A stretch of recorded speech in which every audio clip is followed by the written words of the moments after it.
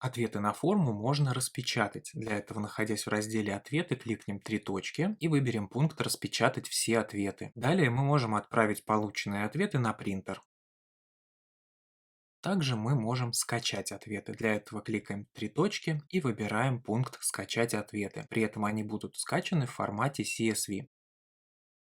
Файлы формата CSV мы можем открывать с помощью табличных редакторов. В нашем случае мы воспользуемся Google таблицами. Для этого мы загрузили полученный файл на Google Диск. Далее я кликаю по нему правой кнопкой мыши «Открыть с помощью Google таблицы».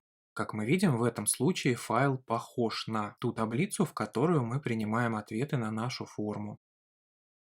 С помощью Google таблиц мы также можем скачать ответы на нашу форму. Для этого открываем файл с таблицей, переходим в меню «Файл», «Скачать», и здесь уже нам доступно большее количество форматов для скачивания.